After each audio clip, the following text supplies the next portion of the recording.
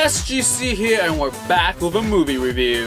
The Theory of Everything. Directed by James Marsh, it is adapted by Anthony McCarten from the memoir Traveling to Infinity, My Life with Stephen by Jane Wilde Hawking, who is Stephen Hawking's wife. And it deals with the relationship with her ex-husband, Stephen Hawking, his diagnosis of motor neuron disease, and his success in physics. In this movie, we have Eddie Redmayne playing Stephen Hawking, and we have Felicity Jones playing his wife, Jane. There we go. That's pretty much what it's about. It's basically how he got to become the Stephen Hawking that we know, how did he get to the physics world, how they got together, how they have kids and all that stuff, and how they dealt as a couple with this disease that Stephen Hawking has.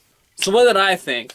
Well, first off, I don't know much about Stephen Hawking, so I went into it blind.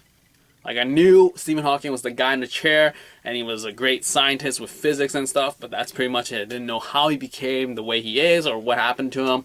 And this movie, I would definitely say, is worth a watch if you're ever curious about Stephen Hawking. And I think with everything added onto it, like the plot line, the acting, and just the progression of development, is totally worth your while. So now in terms of acting, Eddie Redmayne is unbelievably great here. He totally sells that he is Stephen Hawking. I read online that even Stephen Hawking himself thought he was on screen. So that's how authentic and how committed he was to the role. It was just not just losing weight or just having a crazy sort of being psychotic or whatever, but the acting in terms of just the physicalness of the disease really impacted his body, and you can really show how much trouble it is to just get down the freaking stairs or go to the dining table.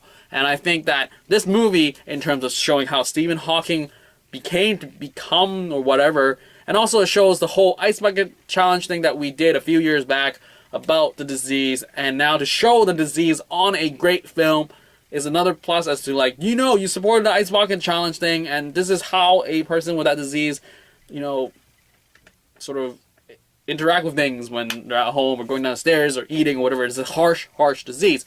Which is a good segue into the Felicity Jones acting of this film, as in she totally also sold the whole authentic, loving wife, where she really cared for him to her utmost limits, to show that she loved him no matter what happens to him physically. She loved him who he was. And I really loved the chemistry between the two of them. And it was just great. Totally bought it up. And it's just a real bummer to see what happens to them. I mean, check out the movie, and it's just a real life sort of limit, as in a person can only take so much. And cinematography-wise, it's a simple film. I mean, it's filmed in your standard Hollywood boring style of dialogue where one person talks and he's on camera, the next person talks, he's on camera. Hardly ever pans out to show more people.